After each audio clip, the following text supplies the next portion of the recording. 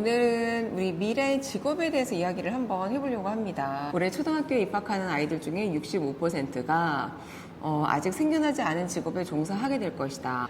자, 캐시 데이비드슨 교수가 자신의 책에서 이러한 이야기를 했는데요. 애플이나 페이스북이나 트위터 같은 회사들 있죠. 뭐 구글이나 아마존이나 다 마찬가지가 될 텐데요.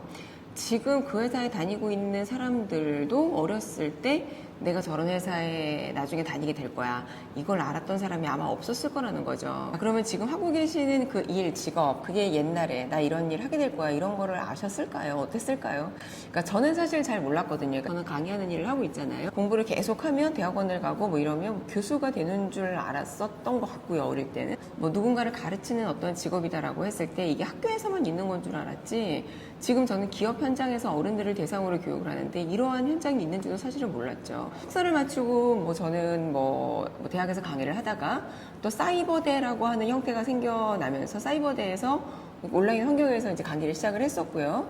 그리고 이제 기업에서 교육을 했고 그리고 지금은 이렇게 뭐 유튜브라고 하는 것까지도 제가 지금 하고 있어요.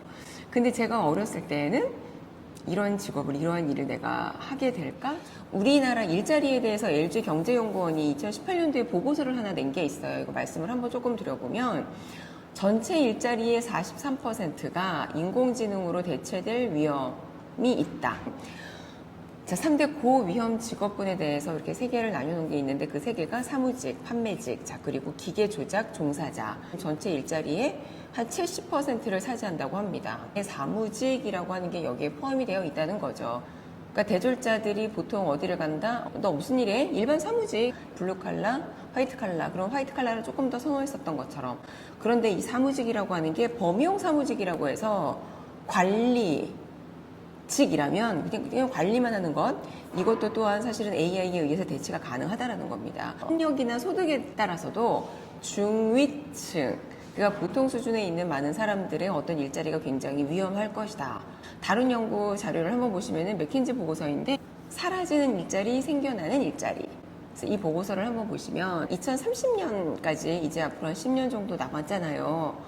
전 세계 8억 명 정도의 일자리가 없어질 것이다. 단순 제조업, 이미 로봇한테 많은 부분에서 일자리 빼앗겼다는 거 아마 잘 아실 것 같고요. 또는 당장 우리가 지금 보시면 키오스크, 맥도날드만 가도 스타벅스는 아직 아닌가? 맥도날드만 가도 뭐 커피숍을 가도 우리가 다 기계로 주문을 하죠. 또 뭐 스시 만드는 로봇 또는 뭐 커피를 만드는 뭐 바리스타 너무 흔하죠. 또 배달하는 로봇도 요즘에는 나온 거 다 아시잖아요. 이미 상용화가 됐다라고 하는 거는 그런 기술이 이만큼 다 개발이 됐다라는 겁니다. 그러니까 뭐 드론으로 배달을 한다?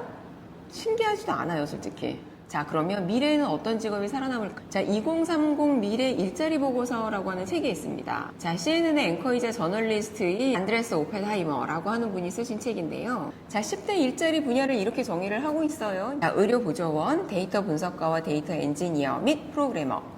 또 세 번째는 디지털 보안 경비원, 네 번째는 영업 컨설턴트, 다섯 번째는 로봇 유지 관리 기술자 및 프로그래머, 여섯 번째는 교사와 교수, 일곱 번째는 대체 에너지 전문가, 여덟 번째는 예술가, 운동선수 및 기타 연예인, 아홉 번째는 제품 디자이너 및 상업용 콘텐츠 크리에이터, 열 번째는 정신적 상담가. 그러면은 느낌이 어떠세요? 두 개로 나뉘어진다라는 느낌이 들지 않으세요? 그러니까 두 개로 어떻게 나뉘어지나요? 인간을 대상으로 하는 직업하고요. 또 기계를 대상으로 하는 직업 이렇게 두 개로 나뉘어집니다. 그러면 인간을 대상으로 하는 직업을 제가 한번 이렇게 정리를 한번 해볼게요. 의료보조원, 영업 컨설턴트, 교사와 교수, 예술가, 운동선수 및 기타 연예인, 제품 디자이너 및 상업용 컨텐츠 크리에이터, 정신적 상담가. 이거는 사람을 상대로 하는 직업인 것 같아요. 그리고 오른쪽에 기계를 한번 보시면은요, 이제 기계를 정말 만지고 다루는 사람들인 거예요. 전문가인 거죠. 데이터 분석가와 데이터 엔지니어 및 프로그래머, 디지털 보안 경비원, 로봇에 관련된 전문가 또는 대체 에너지 전문가. 의료보조원은 느낌이 오시죠? 우리가 고령화와 맞물려서 그렇기도 하고요.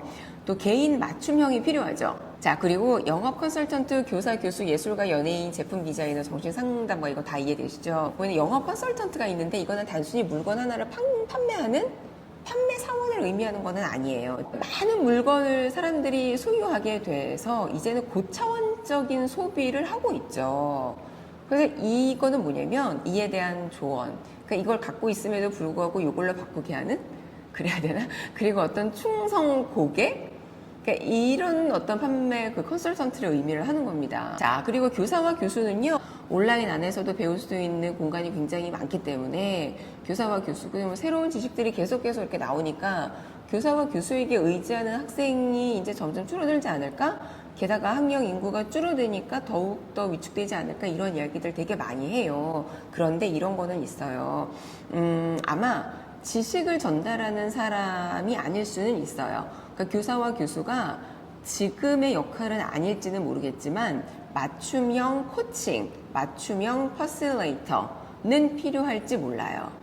그러니까 왜 개인, 사람은 백인 백색이라고 하죠. 그러면 가면 갈수록 수적으로 이렇게 이제 작아지면 질적으로 굉장히 높은 교육이 요구가 될 거라고요. 맞춤형으로 코칭을 들어갈 수 있는 선생님, 교사, 교수가 필요해지게 될지도 모른다는 겁니다. 그러면 이때 교사나 교수는 지식적인 부분도 물론 중요하겠지만 더 중요한 건 사람에 대한 이해일지 모른다는 거예요.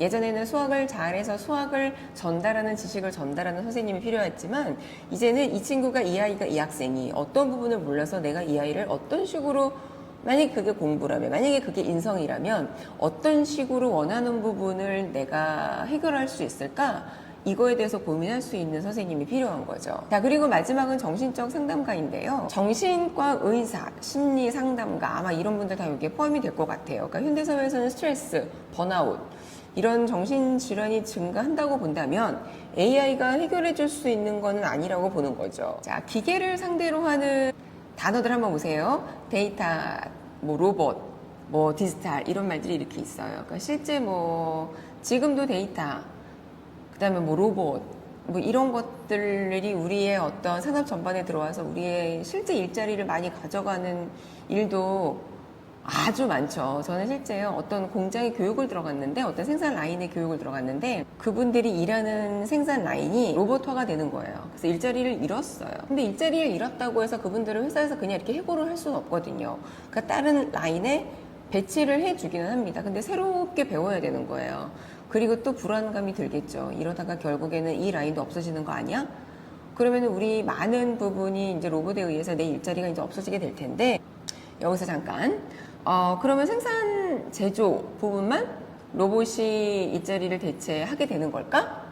그런데 그렇지는 않다는 겁니다. 아까 제가 말씀드렸던 LG경제연구원 그 보고서를 한번 보면은 사무직도 위험하다, 범용 사무직 이야기 제가 아까 해드렸잖아요. 그래서 우리가 지금 위험하다고 느끼는 그 직종을 다 합치면 전체의 70%예요. 그러면 내가 거기에 들어가지 않으리라는 게 없다는 거예요. 그러면 여기 한번 보고서 한번 보세요. 교육 수준별로 이렇게 나타나 있는 게 있는데, 고등학교, 전문대, 대학교가 가운데 딱 이렇게 포션이 되어 있습니다. 또 소득별 분포도 제가 한번 보여드리면요, 100만 원에서 300만 원대까지 위험하다 이렇게 되어 있어요. 근데 최근에 제가 어떤 보고서를 한번 봤는데 이런 것도 있었어요. 만약에 AI가 들어온다 그러면 공무원도 대체 가능성이 아주 큰 직업 중에 하나다. AI가 보급이 된다면 중앙부처의 공무원의 25%가 대체가 될 것이다. 그런데 지금 공무원 엄청 뽑고 있거든요. 이거 나중에 어떻게 감당하려고. 그러니까 미래에는 더욱더 어떻다, 불평등이 심각해질 것이다. 근데 그럼에도 불구하고 우리도요, 저희 때도 IMF도 지나오고 뭐 금융위기도 지나오고, 그런데 또 어떻게 보면 또 먹고 살고 있다. 먹고 살게는 되지 않겠니? 라고 이야기를 하시는 분들도 있어요. 먹고는 살아갈지는 모르겠지만 우리가 좀 현황 파악은 좀 분명하게 해볼 필요가 있는 게, 아마 이런 얘기 아실 텐데, 스톡데일 패러독스, 스톡데일이라고 하는 군인이 있었어요. 근데 이 군인이 베트남 전쟁 때 포로로 잡히게 됩니다. 전쟁 중에 포로가 돼서 뭐 갖은 고문을 겪으면서 이제 포로 생활을 하게 되는데요. 포로 수용소에서 많은 포로들과 이렇게 생활을 하면서 많은 포로들이 그랬대요.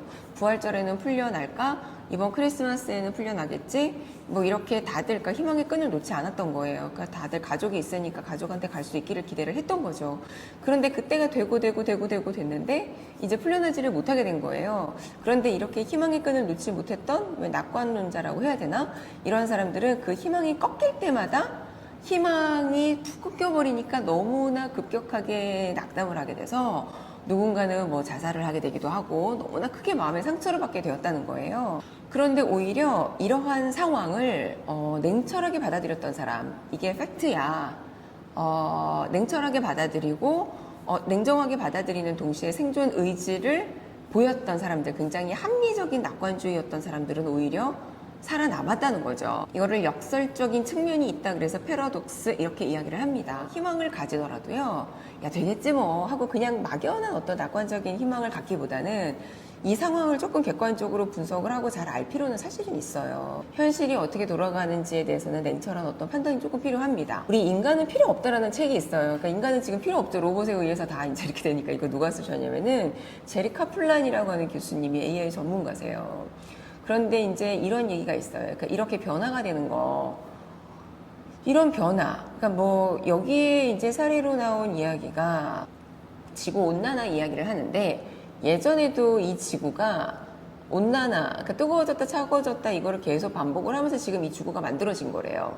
그런데 지금의 온난화가 굉장히 위험한 이유 중에 하나는 뭐냐면 굉장히 급격하게 온난화가 된다는 거예요. 재취업, 재교육 이런 거를 받지도 못한 채, 이런 거에 대한 기회도 얻지 못한 채 그냥 다음 세대로 넘어가 버리는 게 되어버리지 않을까. 이 2030 미래 일자리 보고서에는 이런 말이 있어요. 어떤 불평등에 대해서 이야기를 하는데, 공부를 많이 한 사람, 전문직에 있는 사람은 좀 살아남아.